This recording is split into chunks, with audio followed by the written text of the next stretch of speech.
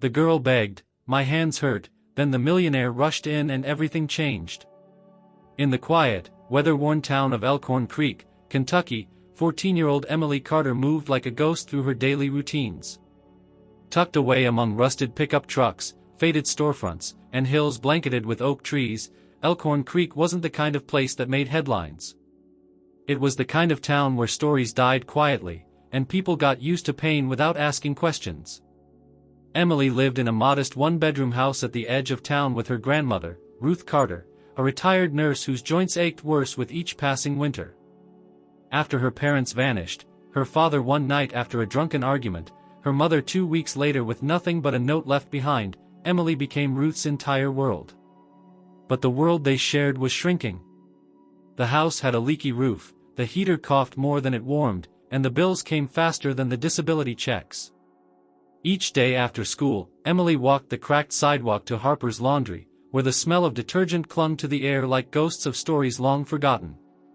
She wasn't officially employed, Kentucky labor laws wouldn't allow it, but Mr. Harper, whose kindness came in rare spurts, paid her $20 under the table to help fold, sort, and run the front desk. It was grueling work for anyone, but especially for a girl whose hands were slowly betraying her. Emily's hands were always wrapped in gauze. Beneath the cloth, her skin was raw, red, cracked, and bleeding in places. The pain had started as a burning sensation, then escalated to sharp stings every time she touched fabric, detergent, even water. She tried creams, ointments, ice packs, but nothing worked. The local clinic wrote it off as dermatitis and told her to rest, which she couldn't afford to do. At school, Emily was a shadow. She sat in the back of her classes, never raised her hand, and avoided attention like it could shatter her. Her clothes were always clean but plain, her hair tied back tightly, and her eyes always tired. The teachers, overworked and underpaid, saw her but didn't see her. The other students barely noticed her unless it was to sneer at the bandages or whisper about the weird girl from the laundromat. Emily never reacted. She just endured. One Tuesday afternoon, after folding what felt like hundreds of towels with blistered fingers, Emily felt the room spin. She gripped the metal counter for balance, but the pain shot through her palms like knives. She blinked hard, willing the dizziness to pass, but the white noise in her ears grew louder. Her knees gave out, and she crumpled behind the counter, the warm hum of the industrial dryer muffling her soft whimper. "Menyas Maus Doem," she whispered, the words slipping out in a mixture of pain and breathless surrender. "My hands hurt." But there was no one nearby to hear. Mr. Harper was in the back room arguing with a supplier over the phone. The bell on the door chimed as a customer walked in, glanced briefly at her crumpled figure, then turned away, too uncomfortable to interfere. Later, she would stand up, dust herself off, and pretend it didn't happen. But that moment, that fragile, devastating whisper, became the beginning of everything. It would be a few more days before the ripple began. A local teenager, known for recording everything for his social media channel, had caught a glimpse of Emily collapsed behind the counter. He hadn't helped, only filmed a few seconds before slipping out the door. He uploaded the clip with a caption meant to provoke pity: "This girl works like this every day, where are the adults?" For now, the video only had a handful of views. It had yet to reach the screens that mattered.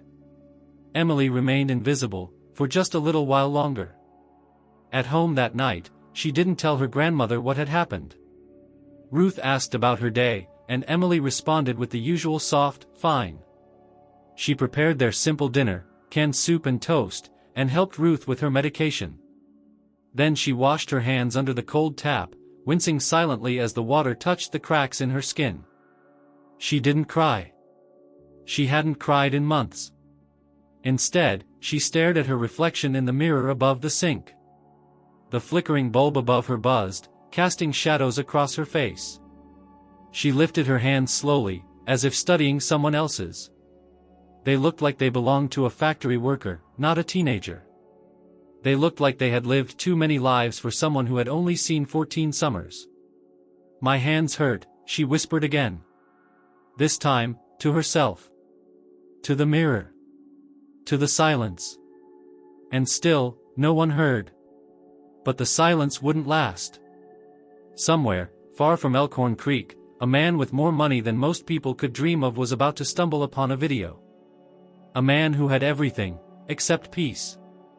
A man who, like Emily, had lost someone, and was still looking for a way to stop the bleeding.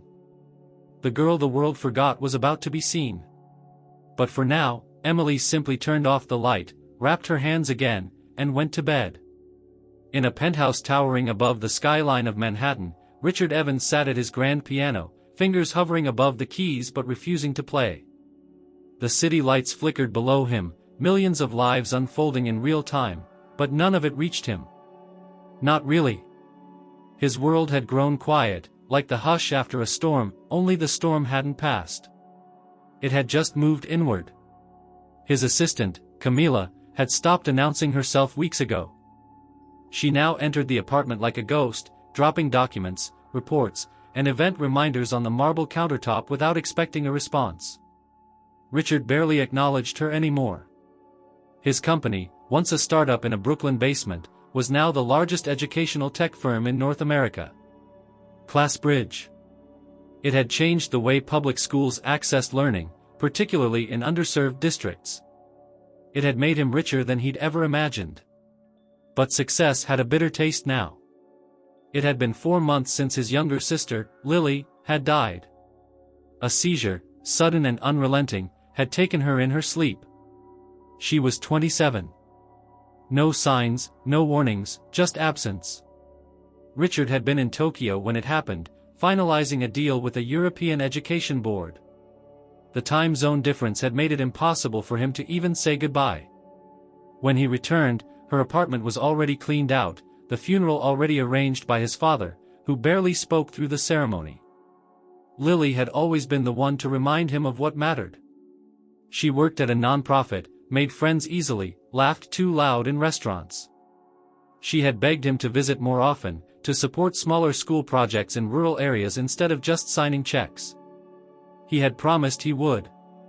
But his promises had always come with conditions: after this meeting, after this merger, after the next fiscal quarter. Now there were no more quarters. Only regrets. Richard leaned back in his leather chair, staring at the ceiling.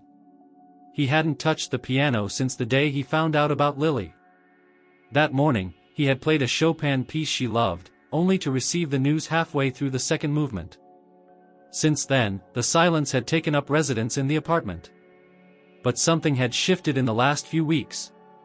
Grief had calcified into something sharper. Restlessness. A need to act. He started scanning reports from the outreach department, small grants, school refurbishing programs, field technology investments. He began to notice patterns.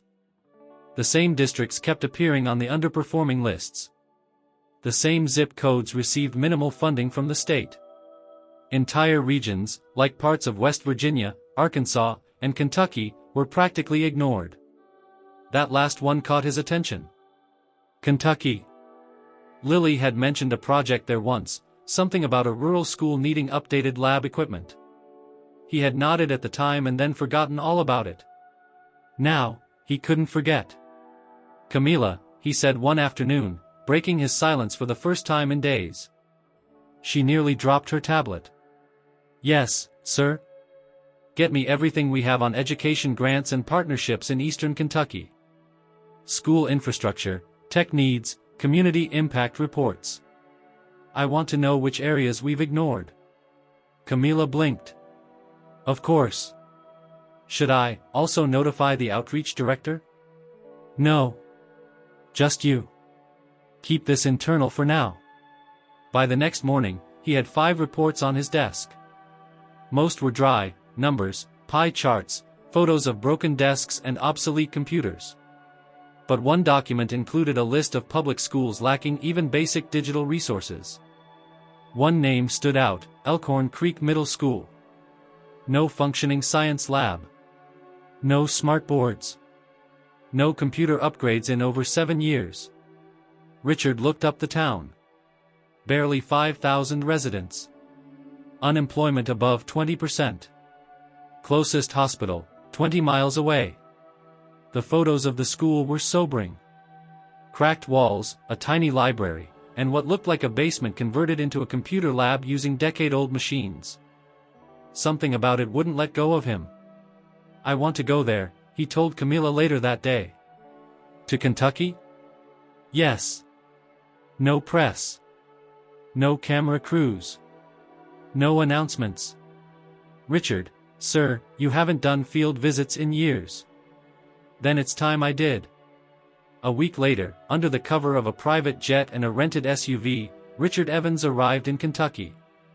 He wore jeans, a flannel shirt, and a baseball cap pulled low to avoid recognition. Camila had arranged for him to visit 3 schools under the pretense of a foundation review.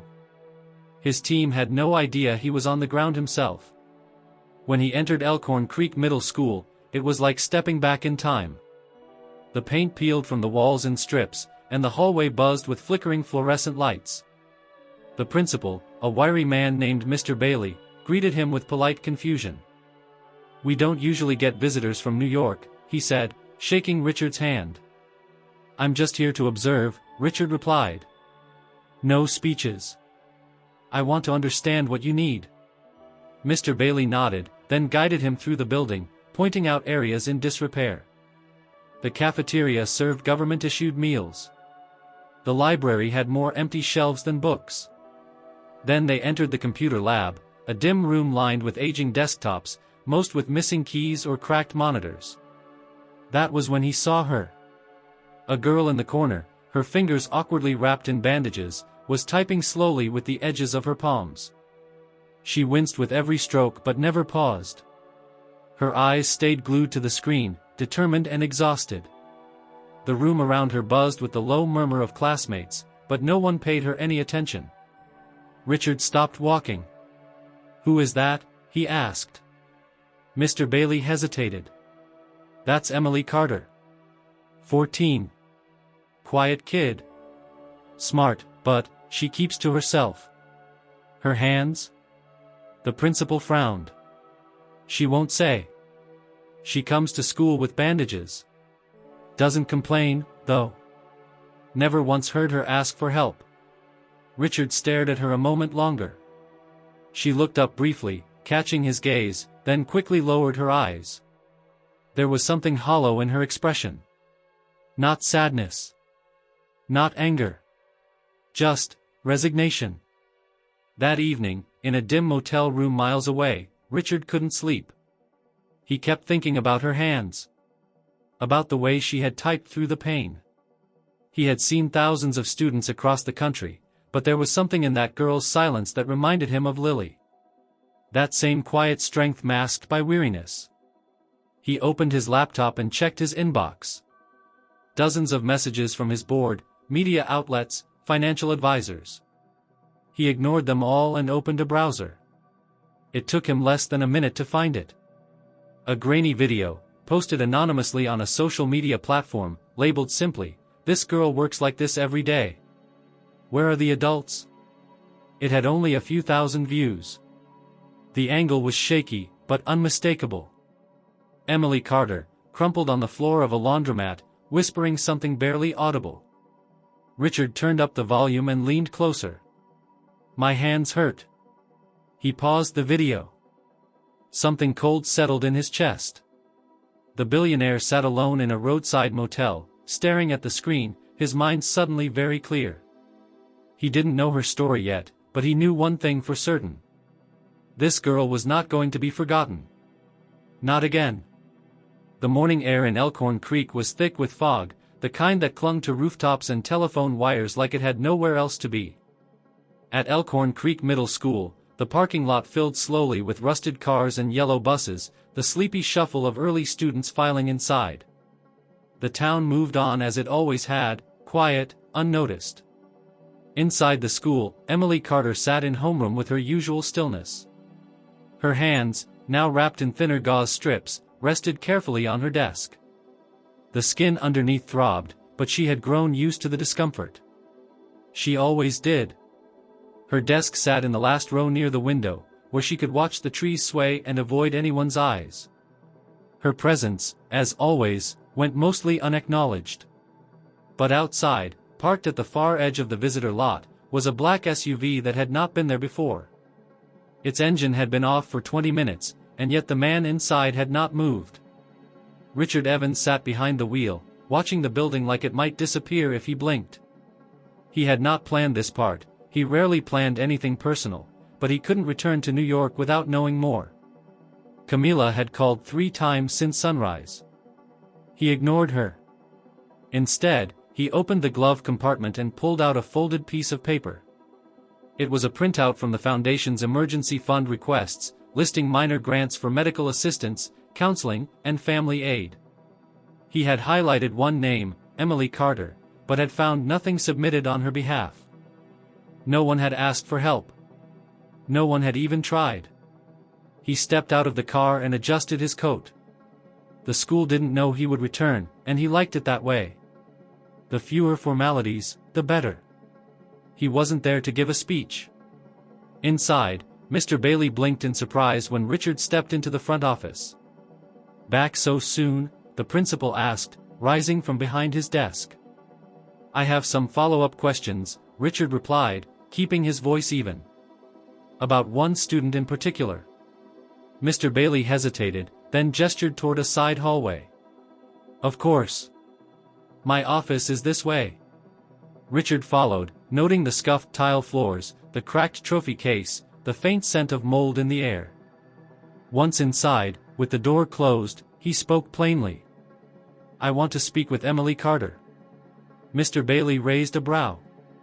"Is there a specific reason?" "She was in the computer lab yesterday. Hands bandaged. She looked like she was in pain." Mr. Bailey sighed. "That girl." He rubbed the back of his neck. "She's a bit of a mystery. We've sent home notes, asked if she needs special accommodations, but her grandmother, well, she keeps to herself. Refuses assistance. Emily's grades are decent, and she never causes problems, so, people let it be." "I don't want to let it be," Richard said. "I'm not here as a donor or a public figure. I just need 5 minutes with her. In a classroom, library, somewhere quiet." The principal paused, then slowly nodded. "I'll have her sent to the library during 3rd period." Later that morning, the bell rang, and students flowed into the halls. Emily, clutching her books against her chest, barely noticed the voice calling her name over the intercom until it repeated. "Emily Carter, please report to the library."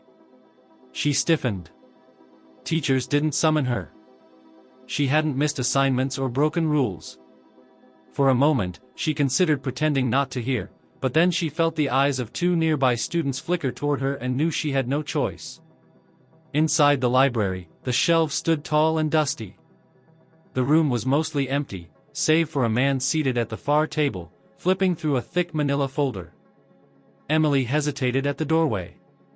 The man looked up. "Emily?" he asked gently, rising. She nodded slowly. "I'm Richard Evans," he said. "Thank you for coming." She didn't respond. She remained standing, unsure whether to turn and leave. "I'm not here to get you in trouble," he added quickly. "I saw you in the lab yesterday. I've also seen other things." Her eyes narrowed, suspicion creeping in. "I saw a video of you in the laundromat," he continued. "Collapsed behind the counter. Saying your hands hurt."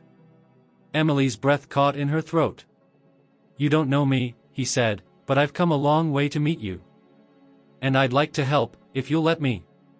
Her arms tightened around her books. "Why?" "Because I know what it feels like to lose someone and realize you could have done more. And because I think people like you fall through the cracks too easily." She blinked. Her mouth opened, but no sound came out. "I'm not here to force anything," Richard said. "Just listen." He pulled a small folder from his briefcase and slid it across the table. Inside were printed forms, medical support authorizations, scholarship offers, and a preliminary placement request for one of the Evans Foundation academies in Atlanta. Emily stared at the papers but didn't touch them. "I know this is overwhelming," he said. "But it's real. Full scholarship. Private schooling. Medical evaluation by specialists. Housing if needed. Everything covered. She looked up at him for the first time, her face unreadable. And what do you get? He met her gaze. Peace, maybe. A sense that I'm doing something that matters. Silence stretched between them.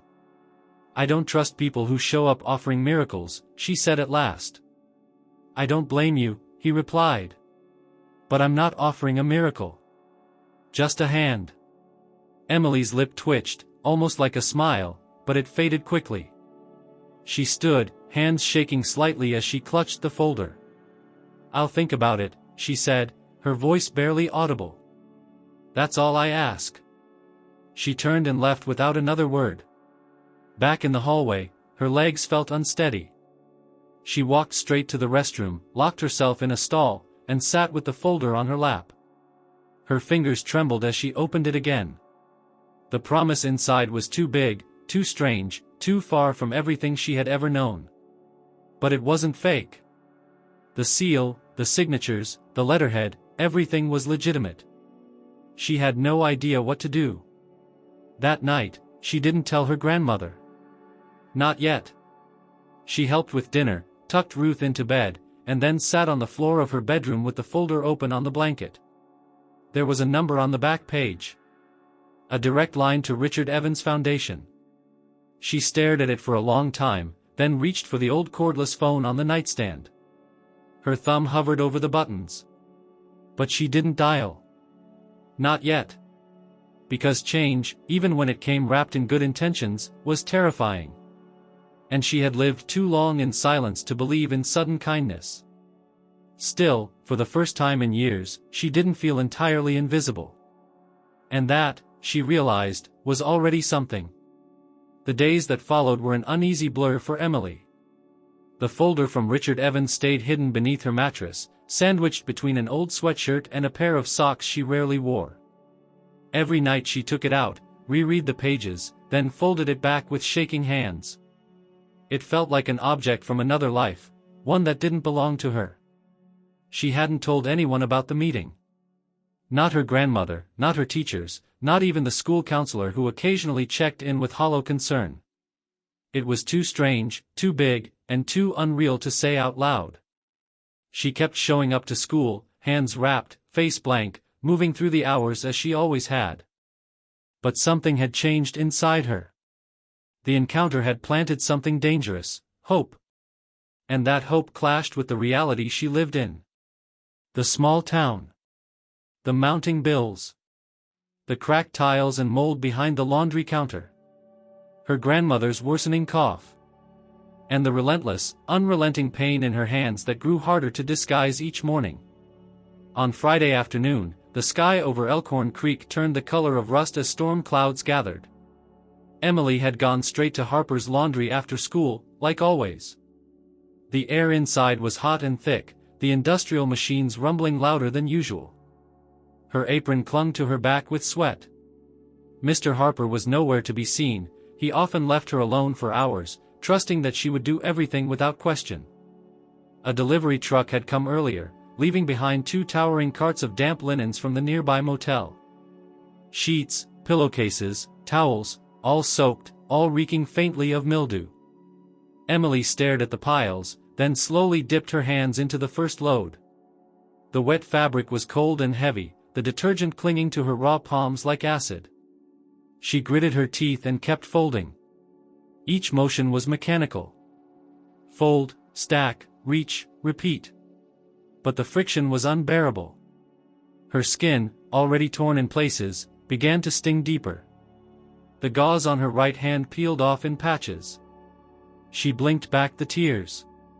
She would finish the load. She always did. Then, her grip slipped. A bundle of towels fell to the floor, water splashing onto her legs. As she bent to pick them up, a sharp jolt tore through her wrist like lightning. She dropped to her knees. Her vision blurred. The pain pulsed with each heartbeat. She tried to push herself up but couldn't. Something in her cracked. "My hands hurt," she shouted. The sound echoed off the tile walls, loud and panicked. For a moment, there was only the whirring hum of the dryers and the storm beginning to thunder outside. Emily stayed on the floor, panting, her hands cradled to her chest. Her voice had come out without thinking, like it had been waiting too long to be released. Unbeknownst to her, a man in the far corner of the laundromat had been recording on his phone. He had come in to wait out the storm, and when he heard the shout, his instincts took over. He didn't offer to help. He didn't speak. He simply filmed. 30 seconds. No context. No compassion.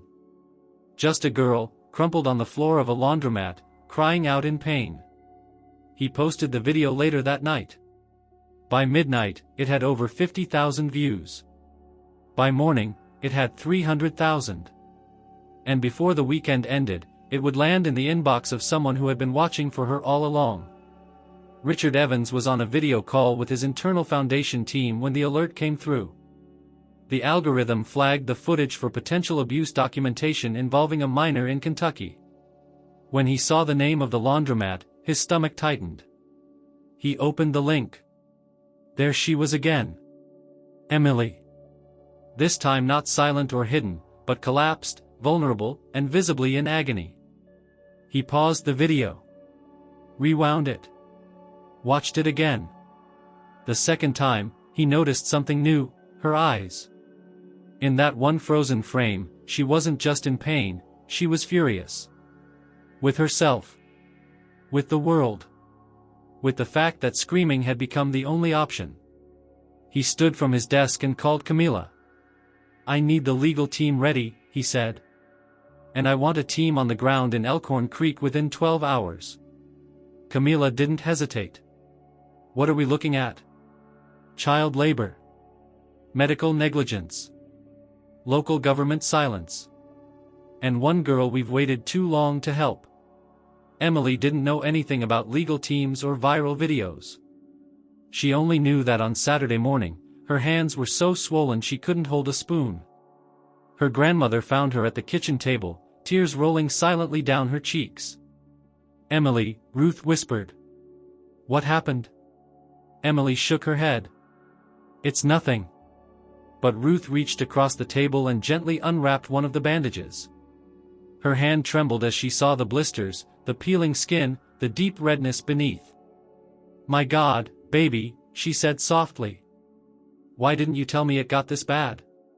Because we need the money, Emily whispered. Because if I don't work, we lose the house. Ruth sat down slowly. For a long time, neither of them spoke. The only sound was the low wheeze of the radiator. Finally, Ruth said, This has to stop. It's not that easy. I know it's not, she said. But you're 14. And I'm your grandmother. I should have protected you better.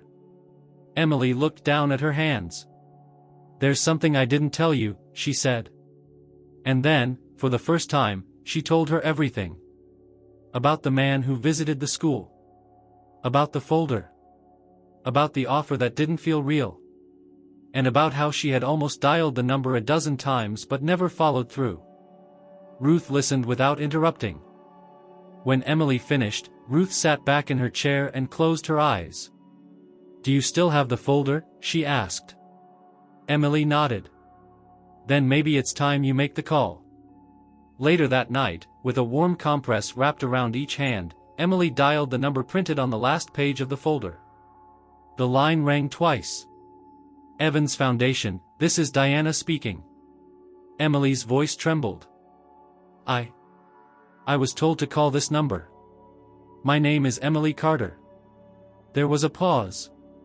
One moment, please, Diana said gently. The line clicked, and another voice came on. Emily? It was Richard. I don't know what to say, she whispered. You don't have to say anything, he replied. I saw the video. I'm already on my way back. Emily blinked. Why? Why are you doing this? Because you said your hands hurt. And no one listened. I'm listening now. And for the first time, Emily didn't feel like she was screaming into a void. Someone had heard her. And they were coming. The rain had passed by Monday morning, but Elkhorn Creek still carried the scent of soaked earth and burned-out tension. Something had shifted in town over the weekend. People whispered in grocery lines, glanced over shoulders, and forwarded the same video in hushed tones. Emily Carter was no longer just the quiet girl at school or the kid folding laundry behind the counter. She was now the face of something uncomfortable, something that made the townspeople confront what they had long ignored. At school, teachers looked at her differently. Some with pity. Some with unease. None with words. Her homeroom teacher, Mrs. Keene, paused when Emily entered the classroom and offered a quiet nod, but said nothing more. The principal, Mr. Bailey, called her into his office but never got to his point. He shuffled papers, cleared his throat, and then dismissed her awkwardly with a reminder to stay focused in class. No one asked how she was. No one asked about her hands. Not a single adult looked her in the eye and said, "I'm sorry." But someone else had questions. Just past noon, while Emily sat alone in the school library pretending to study, a woman in a black blazer and glasses stepped into the room, followed by a tall man in a navy suit. Both wore badges clipped to their pockets, one from the Kentucky Department of Labor, the other from the Division of Child Services. "Emily Carter?" the woman asked gently. Emily nodded, her throat tight. "I'm Agent Reed," the woman said. "This is Investigator Holloway. We'd like to speak with you, if that's all right." Emily hesitated. She had never spoken to anyone from the state before. Her stomach twisted. "Am I in trouble?" "No," Reed said, her voice even. "But we think the adults around you might be."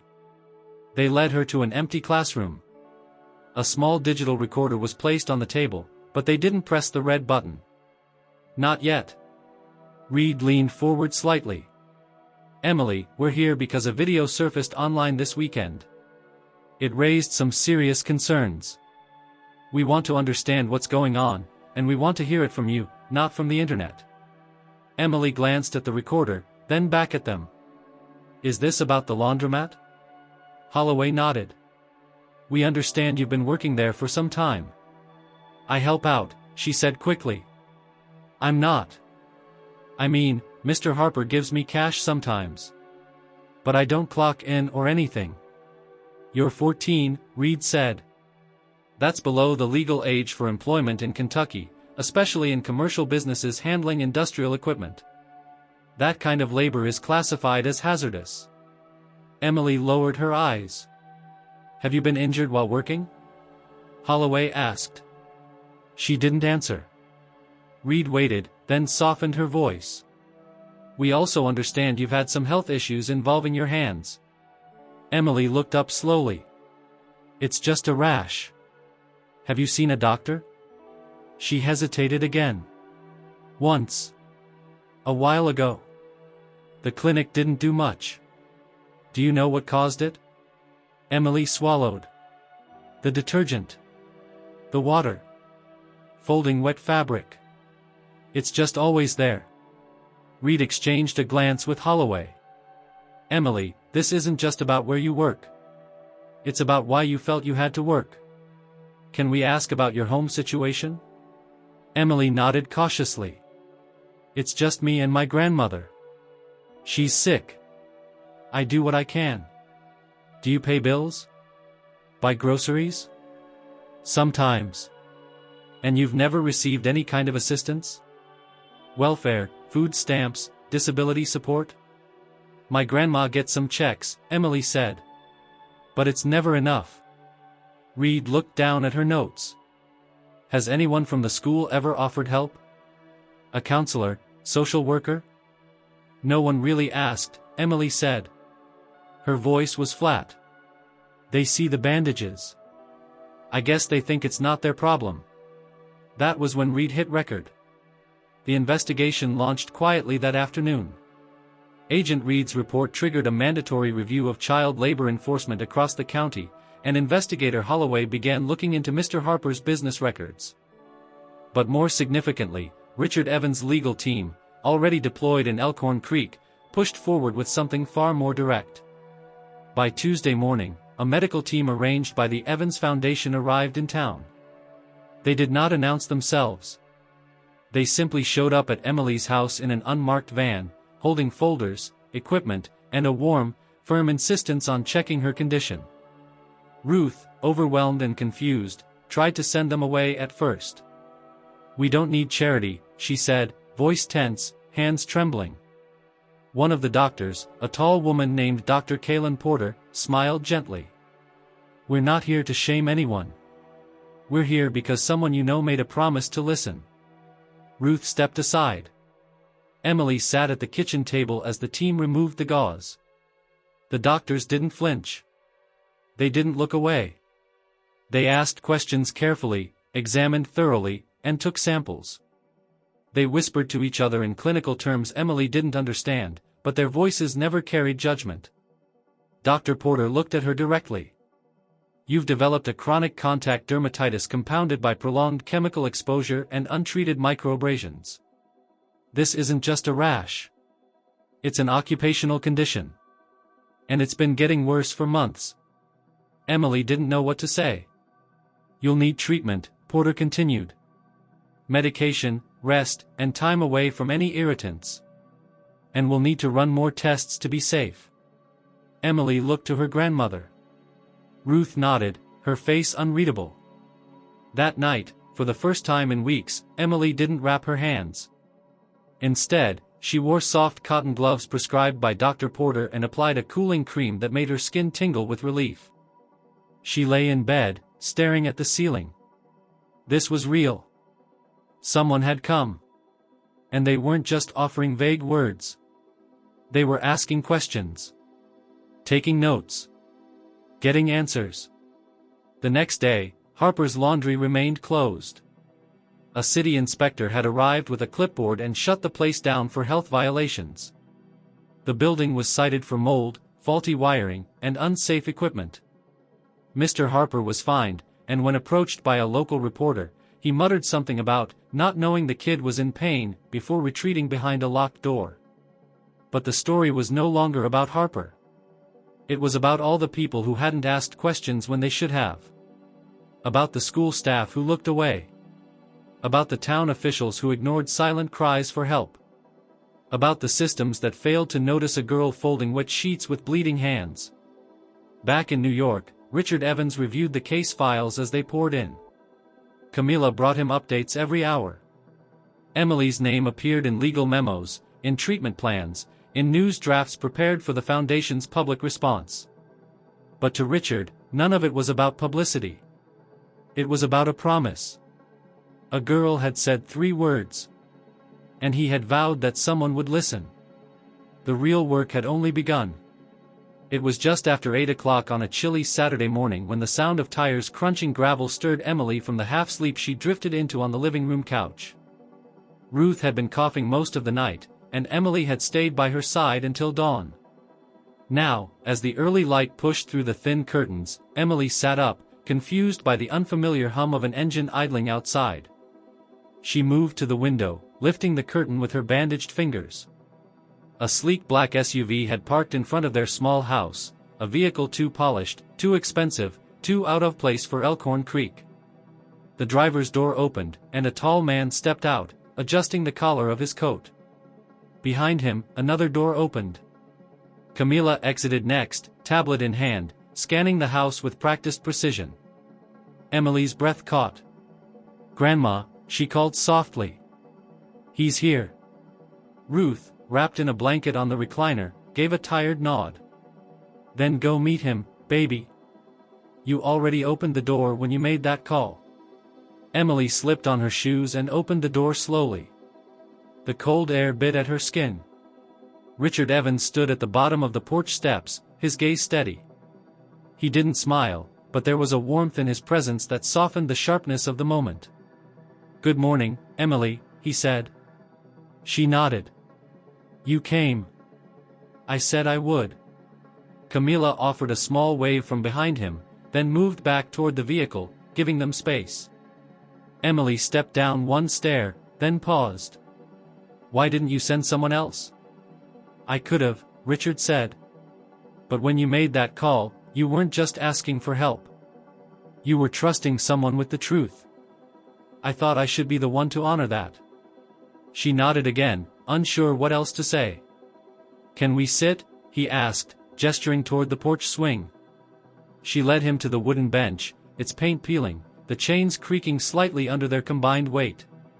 For a moment, they just sat there in silence, watching the wind stir the trees. "I saw what the medical team reported," he said gently. "You're dealing with more than anyone should." Emily looked down at her hands, now wrapped in cleaner, softer bandages. "I never wanted anyone to see that video," she said quietly. "It wasn't supposed to be public." "I know. But it opened a door," Richard replied. "And now we have a chance to walk through it." She looked at him, eyes cautious. "You still want me to go to that school?" "Yes. If you're ready." "And my grandma?" "We've arranged everything," he said. "Transportation. A place for her near the campus. Full medical care. No one is getting left behind." Emily blinked. "You already did all that?" Richard nodded. "We didn't want to waste time." Her heart raced. She had spent so many nights imagining an escape that it hardly felt real to be offered one. "What if I don't fit in?" she asked. "You won't." "Not at first," Richard said, without flinching. "But fitting in is overrated. You'll find people who understand you. Or you'll teach others how to." "I don't want to be a project," she whispered. "Or a headline." "You're not," he said. "You're a person who deserves better. That's all." From inside the house, Ruth tapped softly on the window, signaling for Emily to come in. Emily stood, then paused. "When would we leave?" "Tomorrow," Richard said. "Everything's ready." That night, the house buzzed with a quiet electricity. Ruth's belongings were packed into 2 suitcases. Emily filled a small duffel with clothes, notebooks, the folder Richard had given her, and a single photo of her parents from years ago, worn at the edges, the only piece of them she still kept. She didn't sleep. She lay on her bed, staring at the ceiling, unsure whether what awaited her was salvation or just another version of survival. The next morning, a second car arrived, this one with tinted windows and a driver in a navy coat.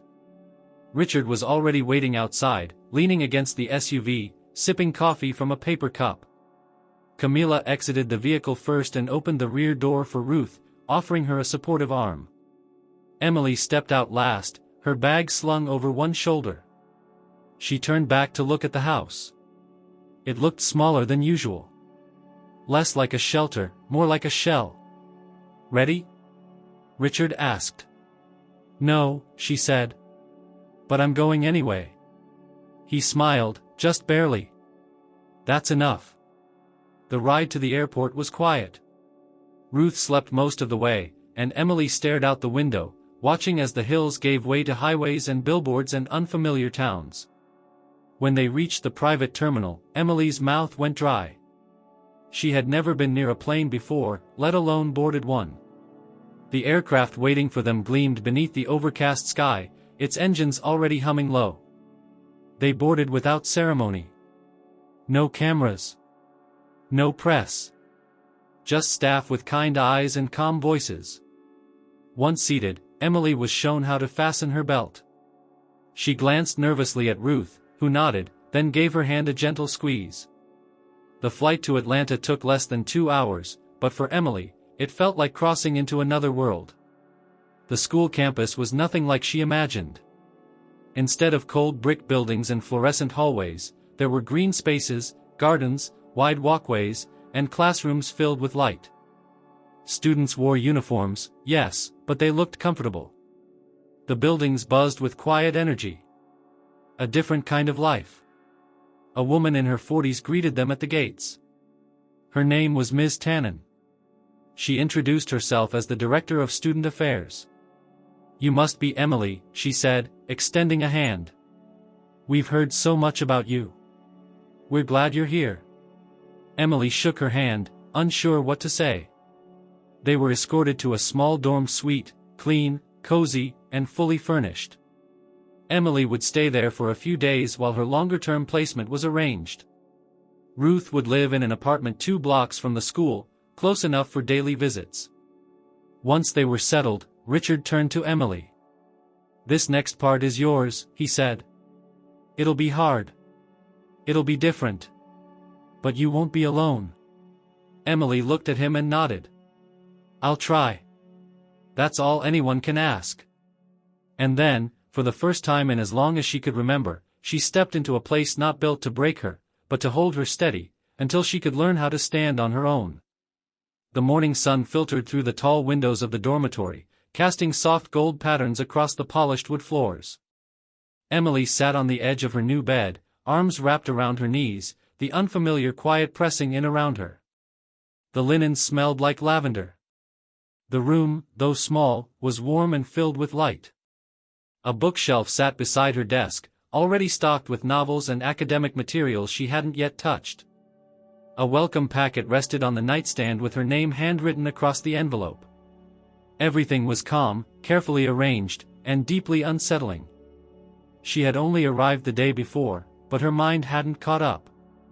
Her body still ached with the memory of cold tile floors and the sharp sting of detergent in open wounds.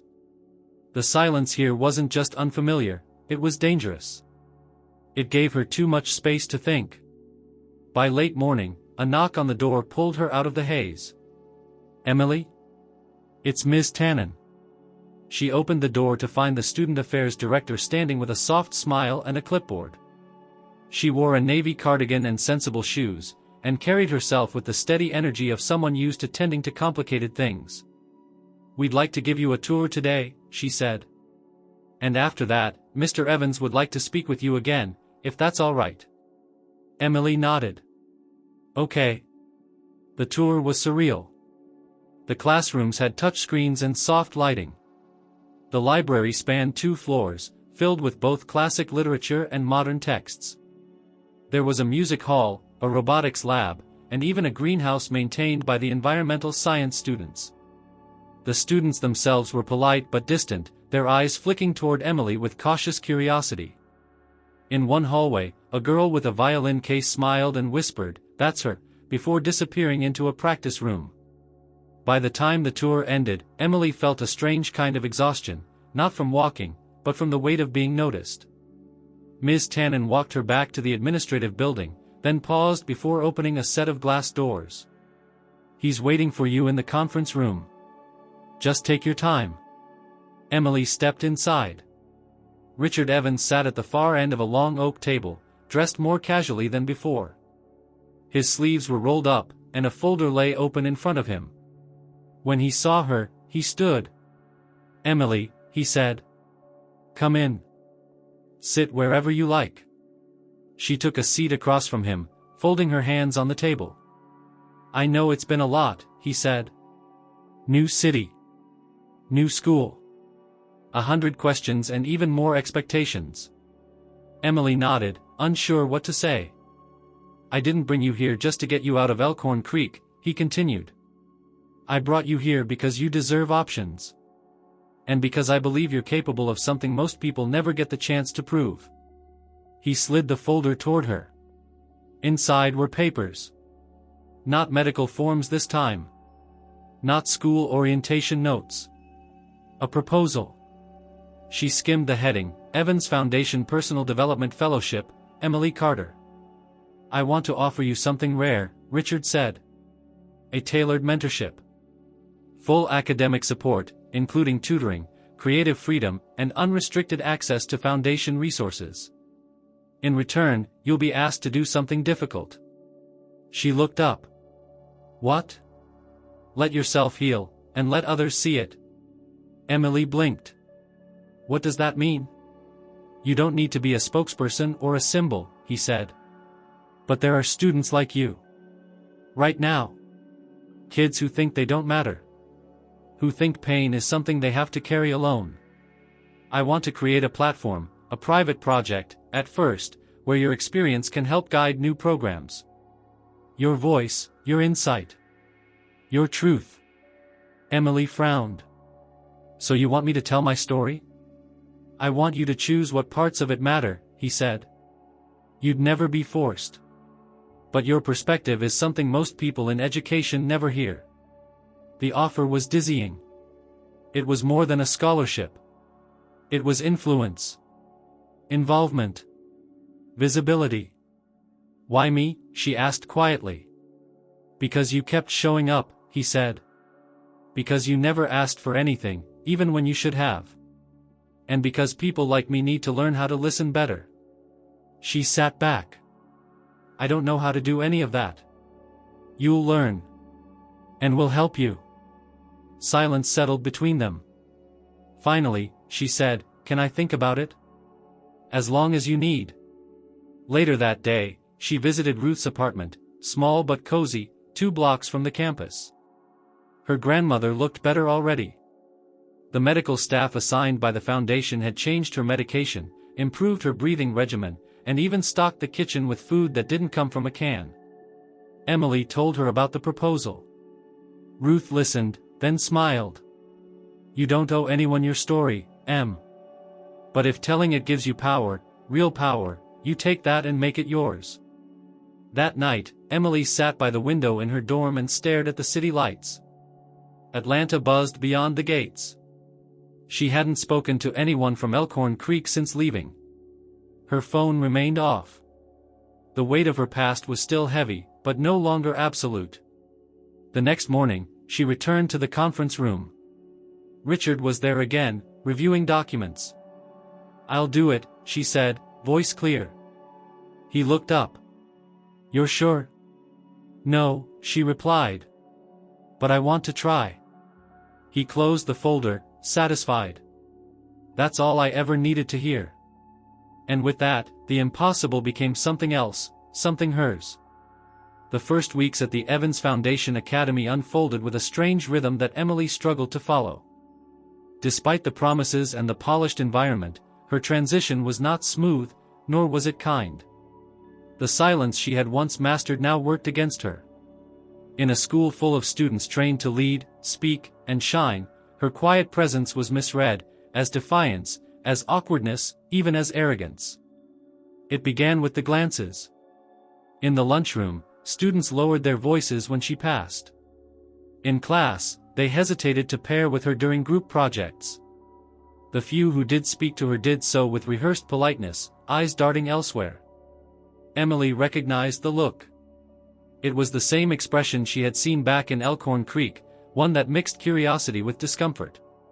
Only now, instead of being invisible, she was infamous. By the second week, the whispers started. She's the girl from that video. Isn't she here because of a pity scholarship? Her hands look better, but did you see the gloves? Emily said nothing. She kept her head down, followed her schedule, and completed her assignments. But the pain had simply changed form.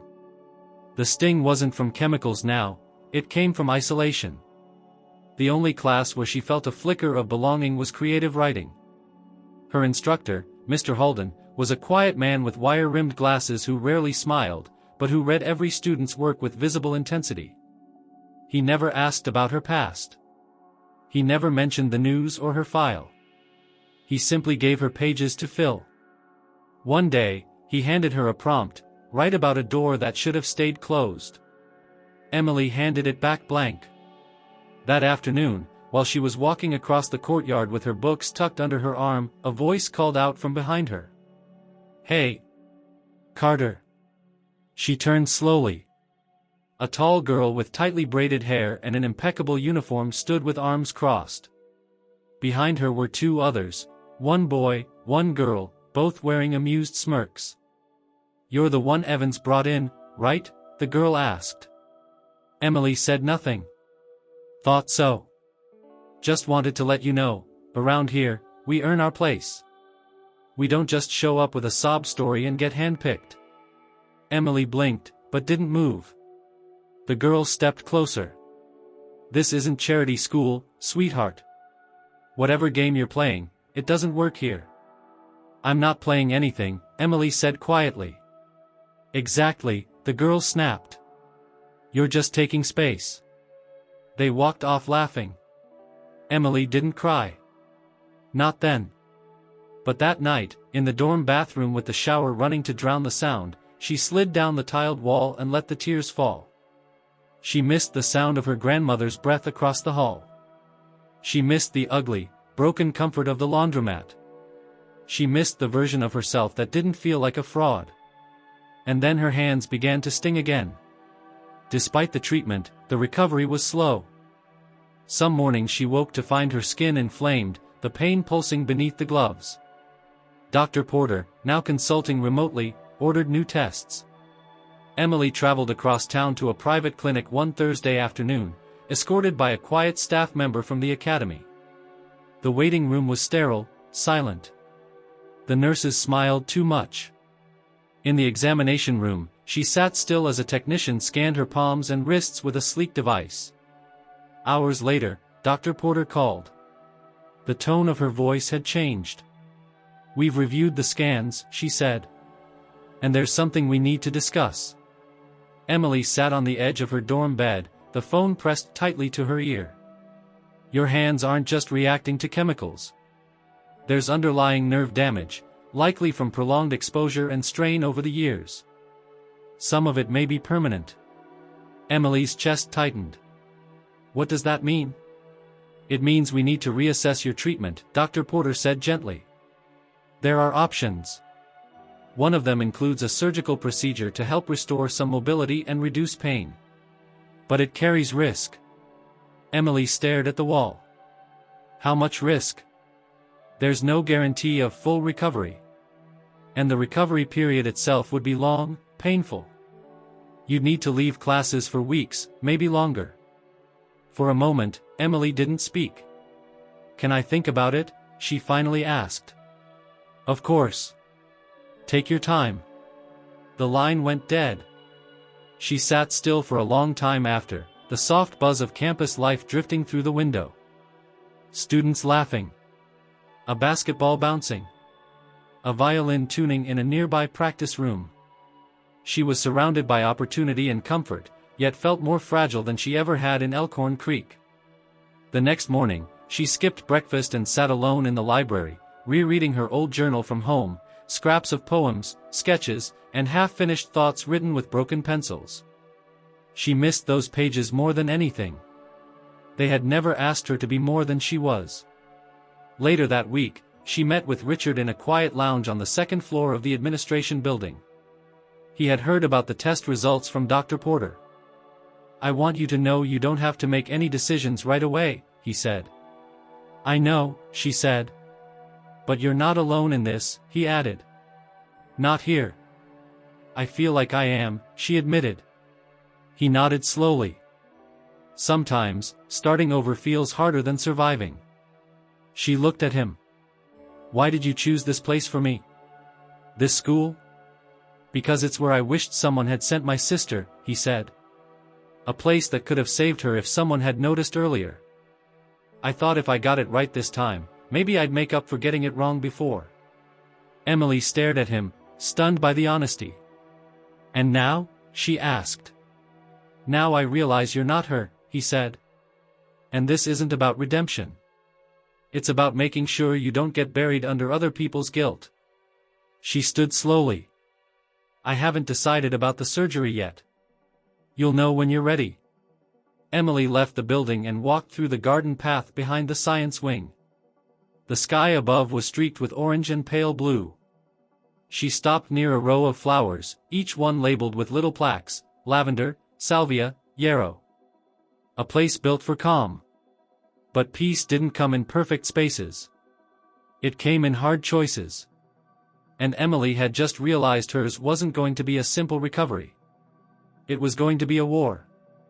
The air inside the Evans Foundation headquarters in Manhattan felt sharper than usual. Despite the mild spring temperatures outside, Richard Evans sat in his office wrapped in a quiet tension.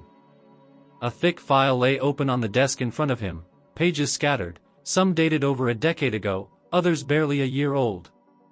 The name on every document was the same: Emily Carter. He hadn't meant to go down the rabbit hole. It had started with a routine request, a medical specialist had asked for Emily's early health records to compare with her current diagnostics before making final recommendations about the proposed surgery.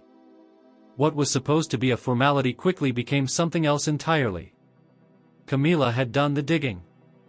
She stood now across from him, arms folded, her tone clipped and professional.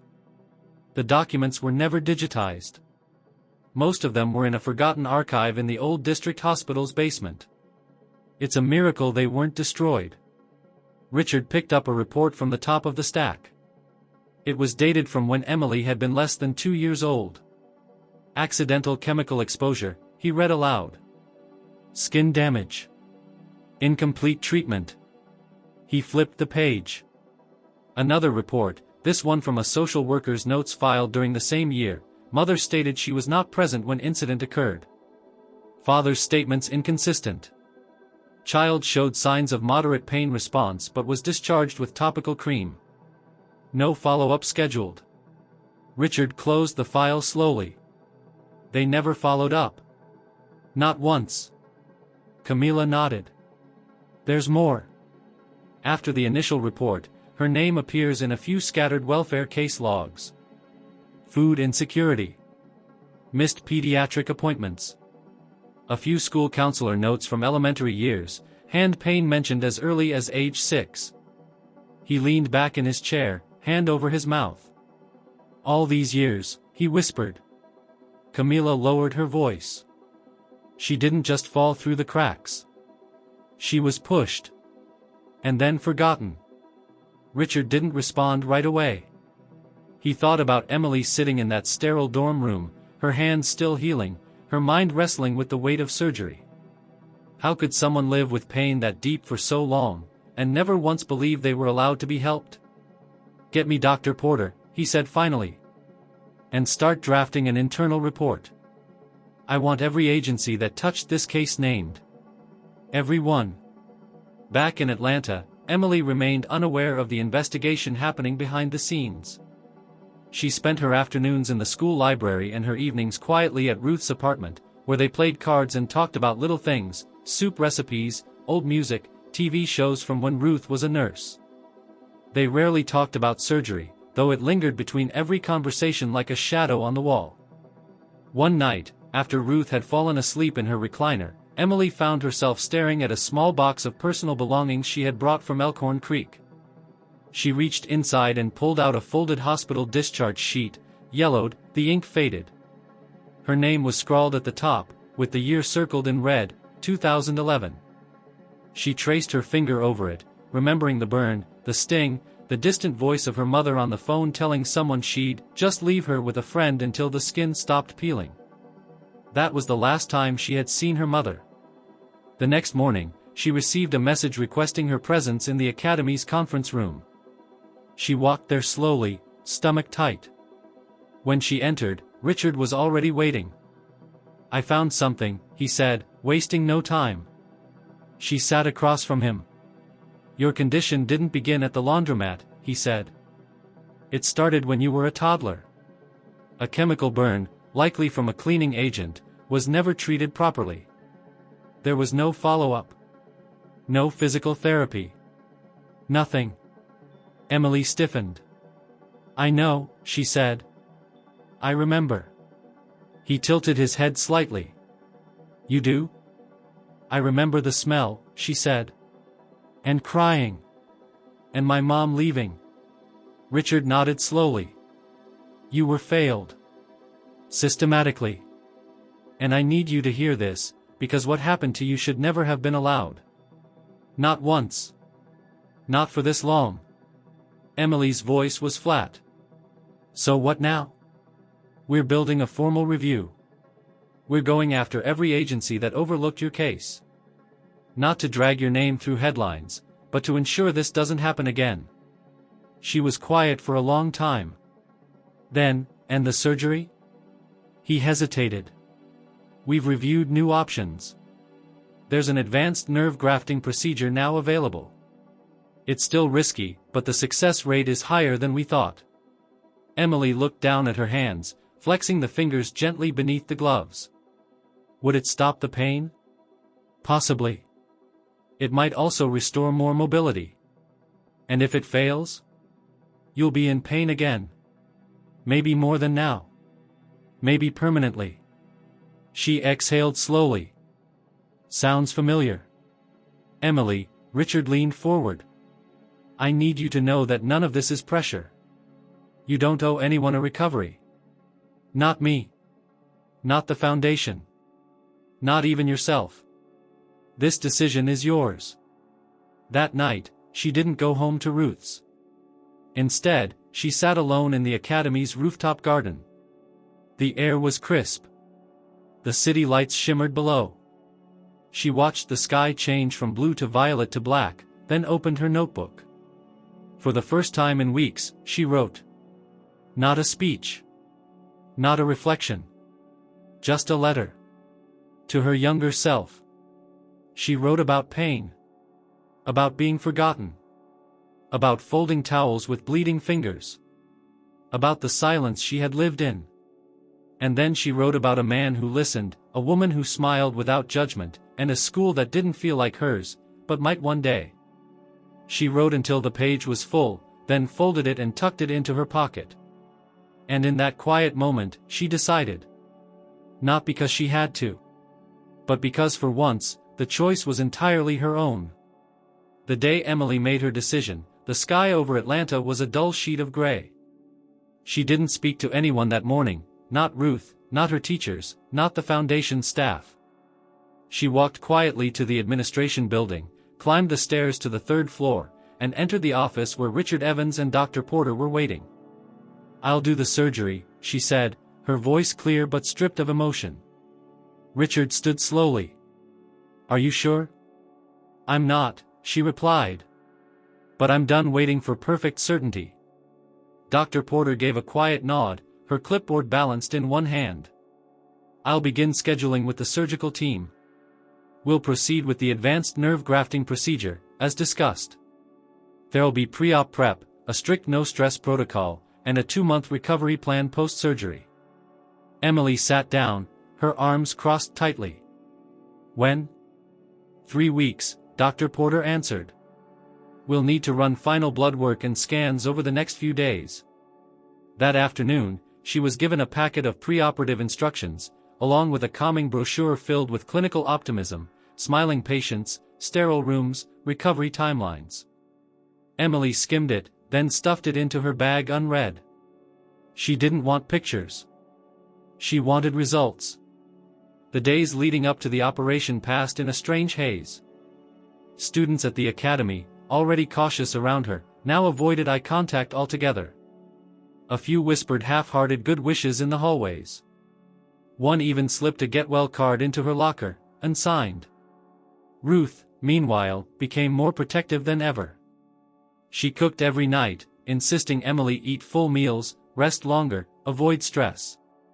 But Emily's stress didn't come from the surgery.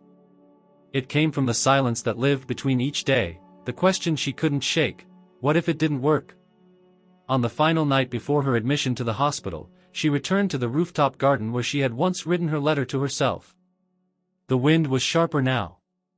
She wore her foundation-issued hoodie, sleeves pulled over her hands.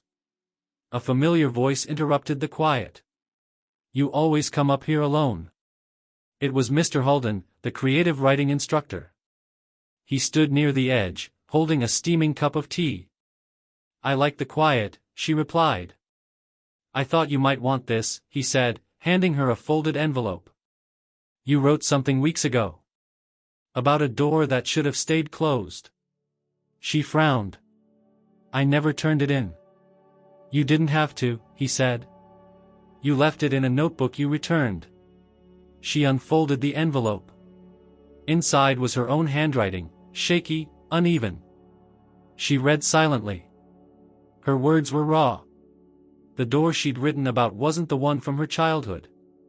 It was the moment she chose to believe someone might care. The door between invisibility and exposure. She had described it as terrifying, but necessary. I thought you should read it before tomorrow, Halden said, then turned and left. Emily stayed there until the air turned colder and the city's noise softened. The next morning came early. A black van from the foundation waited at the curb outside Ruth's apartment.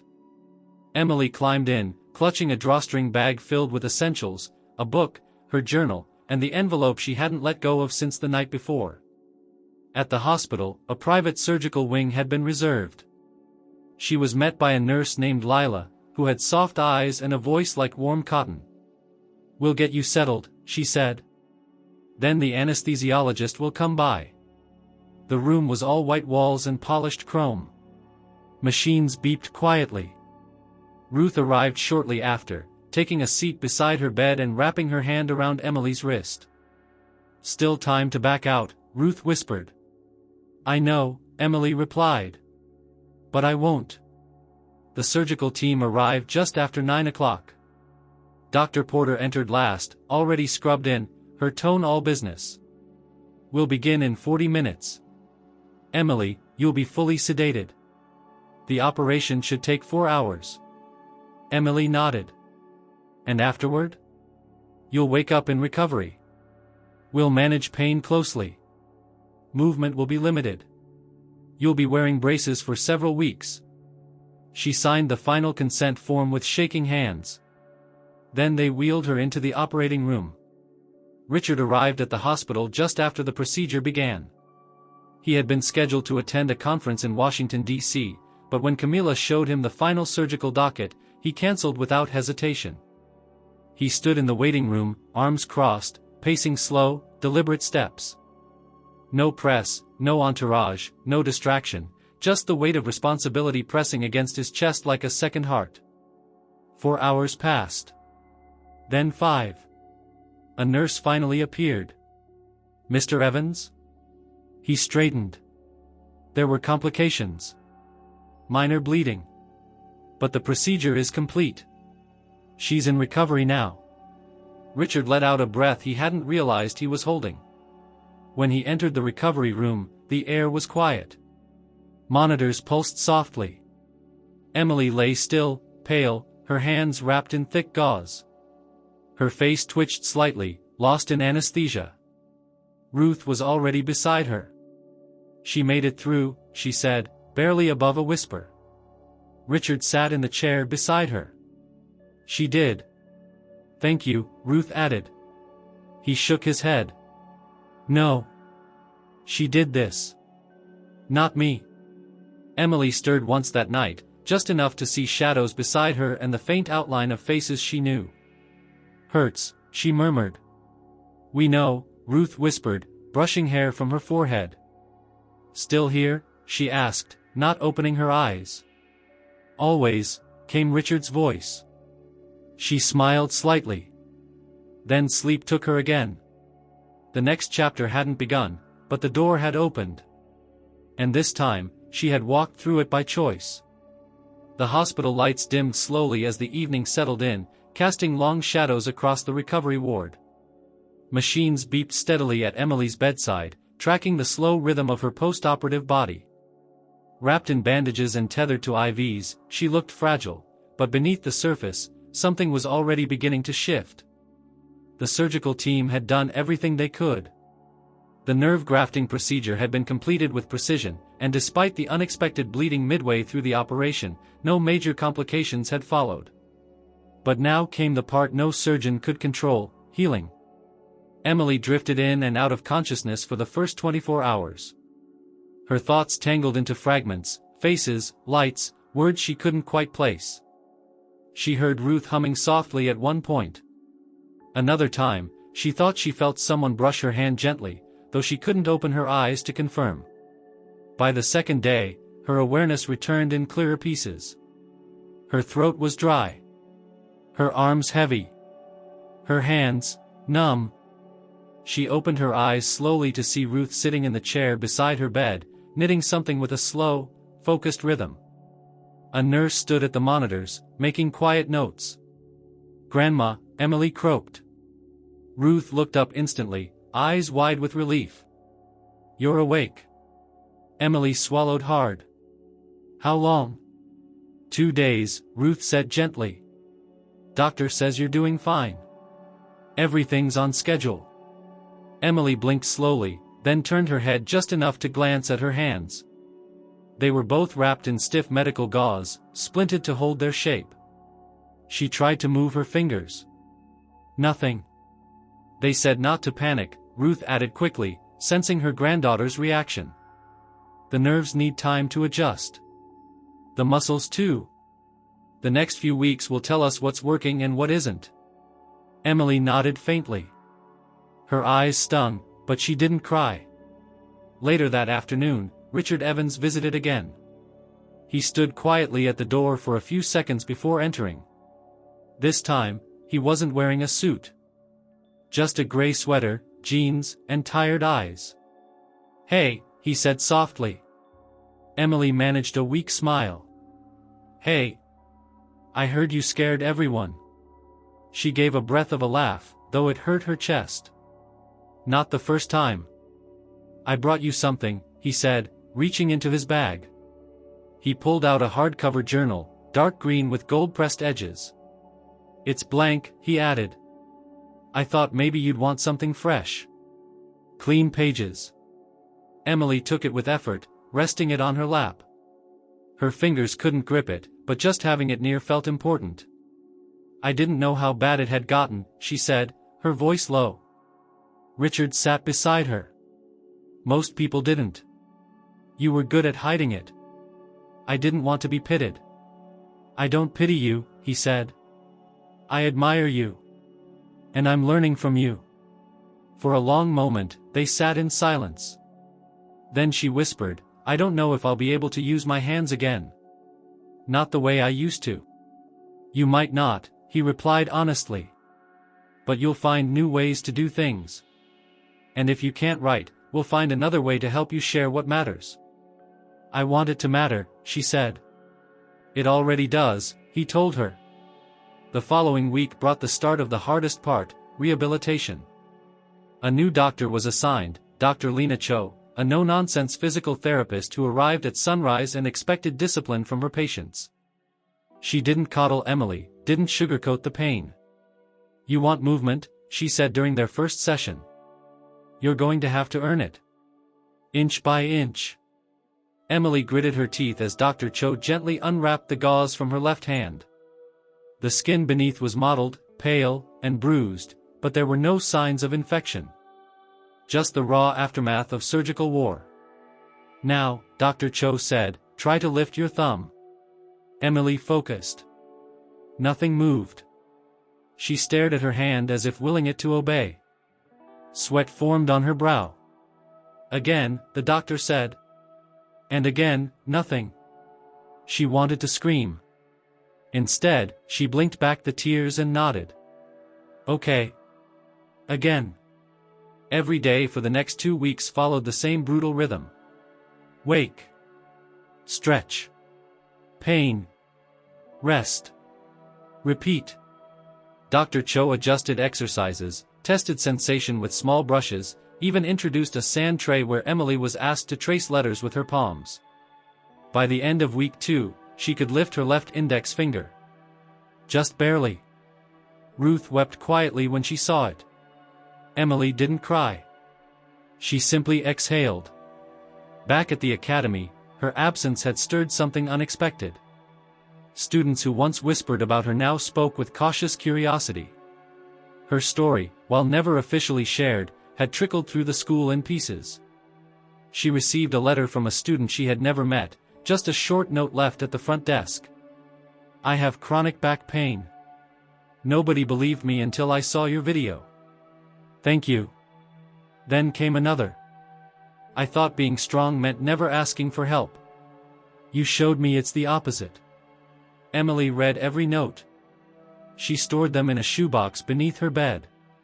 During one particularly difficult therapy session, she managed to close her right hand into the ghost of a fist. Dr. Cho nodded. "That's progress." Emily looked down at it. "It feels like weakness." "It's not," Cho replied. "It's proof that you're still here. Still fighting." Later that week, Mr. Halden visited the hospital. He brought a new writing prompt, handwritten on notebook paper, described something you never thought you'd survive, but did. Emily didn't write an answer.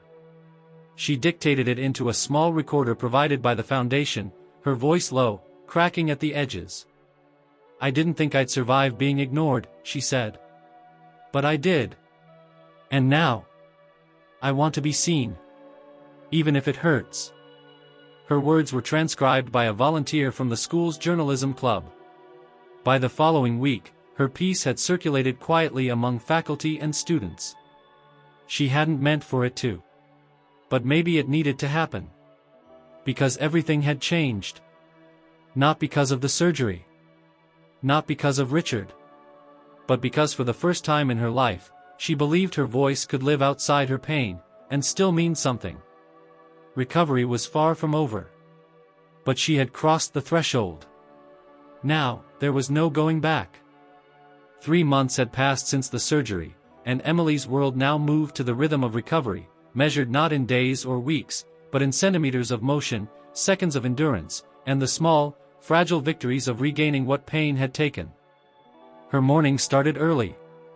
Before the academy's classes began, before most students had even left their dorms, Emily met Dr. Cho in the rehabilitation room at the far end of campus. The space smelled faintly of antiseptic and linseed oil, its walls lined with resistance bands, padded benches, and quiet determination. That morning, Emily sat with both hands submerged in warm paraffin wax, letting the heat soften the tightness that had become part of her daily life. The warmth seeped into her joints, loosening what weeks of stretching had only begun to address. Dr. Cho watched her carefully. "You've reached 70% of your expected range of motion," she said, flipping through a clipboard of Emily's progress charts. "More in your left hand than your right. But we're beyond where any of us thought you'd be." Emily didn't look up. "Does that mean it worked?" "It means you're healing. But the work isn't over." "I know," Emily replied. She paused, then added, "But it feels different now. Like, it's part of me, not something fighting against me." Dr. Cho gave a rare smile. "That's what recovery is." After therapy, Emily returned to the academy's main building and slipped into the back of her literature class. The teacher didn't pause when she entered, no announcements, no questions. Her seat was still there. Her classmates barely turned. Slowly, her presence was becoming something normal.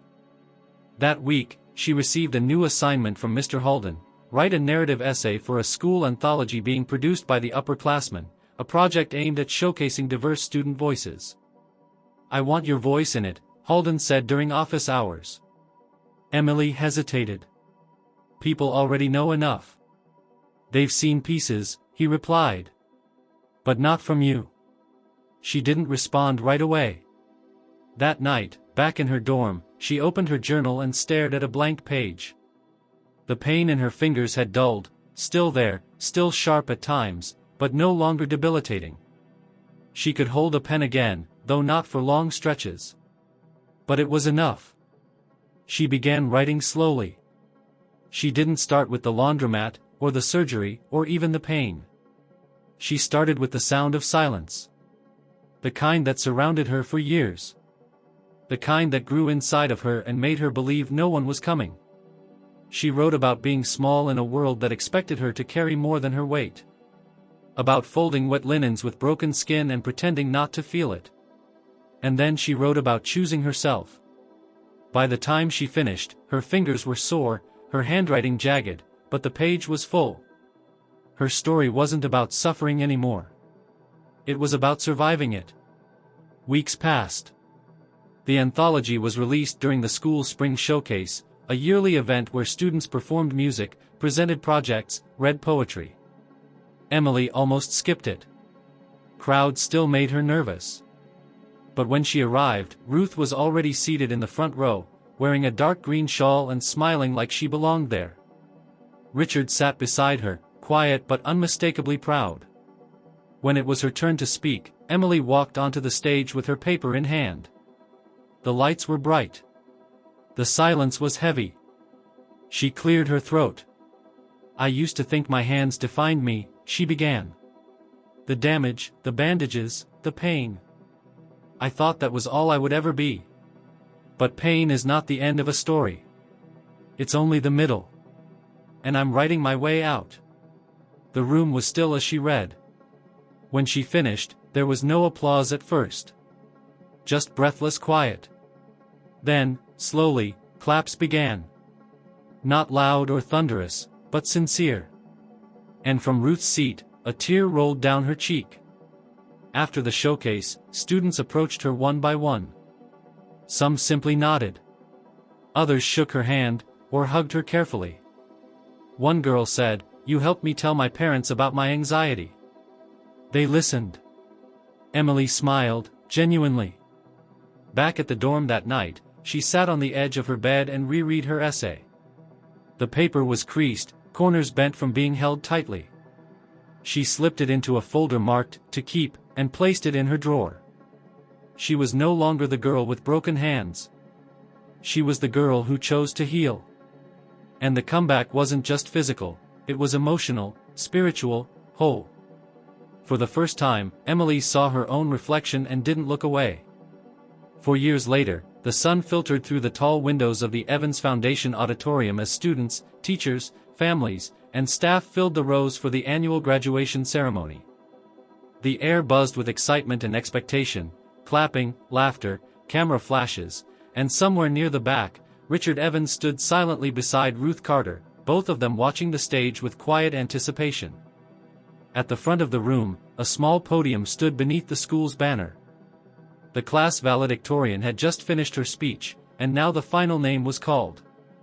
Please welcome our keynote speaker and this year's distinguished graduate, Emily Carter.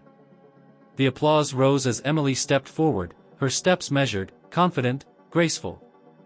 She wore a dark green cap and gown, her long sleeves pulled back just enough to show the light scarring that still ran along the backs of her hands. She didn't cover them anymore. She didn't need to. Her hair was pulled neatly behind her ears, her eyes clear, voice steady.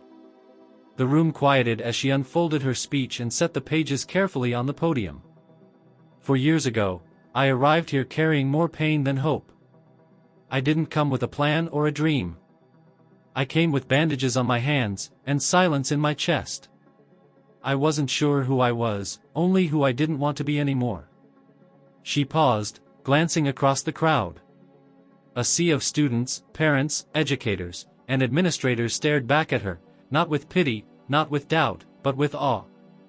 I've been asked 100 times since then to explain what happened. Why I was working at 14. Why I didn't speak up. Why I didn't ask for help. And for a long time, I didn't know how to answer. But now, I do.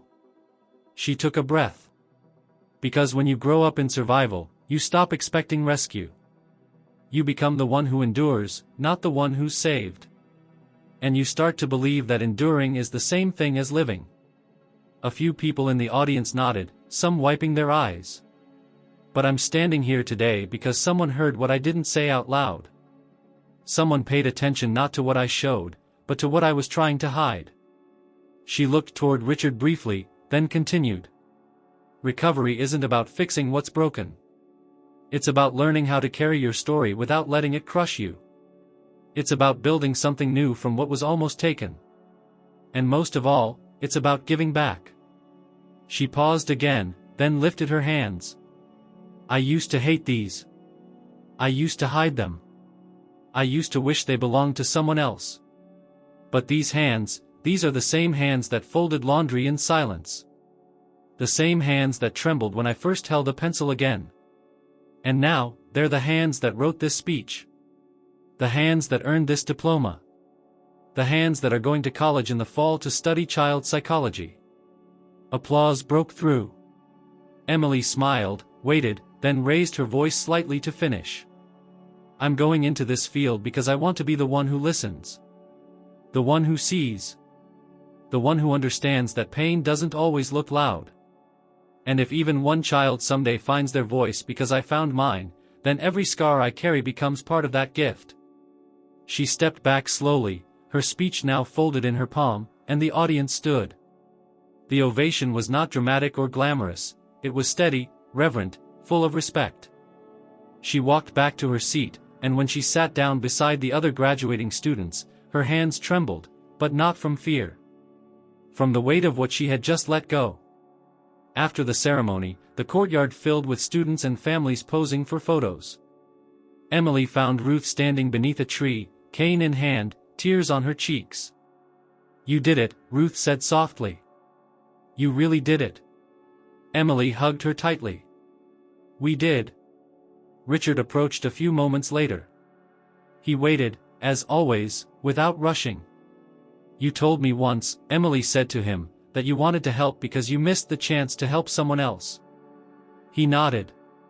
"I did." "Well," she said, "I think you've done more than enough now."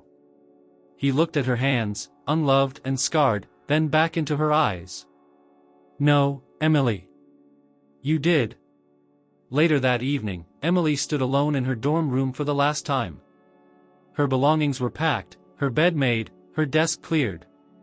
She took one last look around before slipping her journal into her backpack. Before turning out the light, she paused at the window, staring out at the campus she had once feared she would never belong to. She opened her notebook and wrote one final line. "My hands hurt" is no longer a cry for help. It's a reminder of everything I've overcome. And everything I'm still becoming. She closed the notebook and left the room. The story that began in the shadows of a laundromat had ended in the light of a stage. And it wasn't just a comeback. It was a transformation. As the door closed behind her, the girl who had once begged to be seen stepped fully into her future, no longer invisible, no longer afraid, and never again silent.